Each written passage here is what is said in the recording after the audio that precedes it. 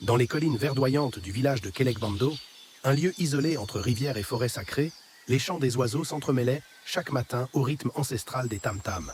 C'était un village où les traditions régnaient, comme des lois invisibles, transmises par les anciens à voix basse, autour du feu, pendant que les enfants, yeux écarquillés, écoutèrent les histoires du monde invisible.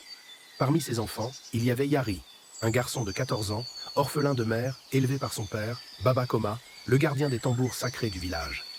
Yari n'avait jamais entendu son père jouer. Le tambour sacré, fait d'un bois rare et orné de coris, restait toujours recouvert d'un tissu rouge. On disait qu'il ne devait être frappé qu'en cas de grande convocation. Un moment où les vivants et les ancêtres devaient se parler. Mais depuis la mort mystérieuse de la mère de Yari, il y a 8 ans, Baba Koma vivait dans un silence dur, presque mystique. Il parlait peu, ne souriait jamais, et ne laissait personne s'approcher du tambour. Un soir d'harmattan, alors que la brume enveloppait le village comme un voile, une série d'événements étranges commença. Les animaux fuyaient les enclos, les bébés pleuraient sans raison, et les anciens disaient avoir vu des ombres, aux yeux blancs, rôder près de la forêt. Le chef du village convoqua un conseil. La vieille Mémédanda, une guérisseuse respectée, parla avec une voix tremblante. Une malédiction s'éveille. Un esprit oublié réclame justice. Le village apprit alors qu'un ancien rituel interdit aurait été interrompu des années auparavant. Les regards se tournèrent lentement vers Baba Koma. Yari, curieux et inquiet, décida d'en savoir plus.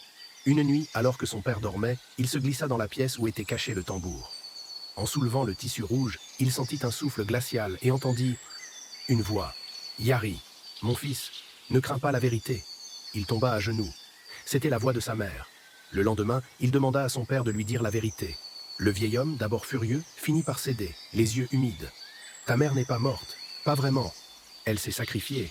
Elle était née avec le don des deux mondes, capable de parler aux ancêtres. Le village l'a utilisée pour un rituel qu'elle a voulu arrêter.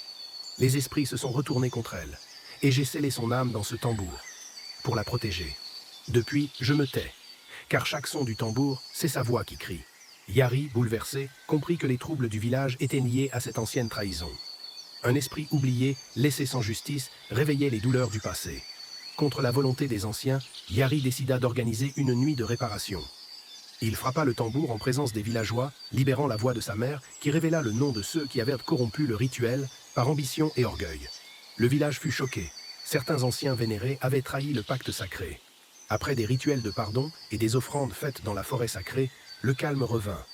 Le tambour fut enterré au lever du jour et Baba Koma retrouva sa voix, et son fils, qui l'embrassa pour la première fois depuis des années. Morale.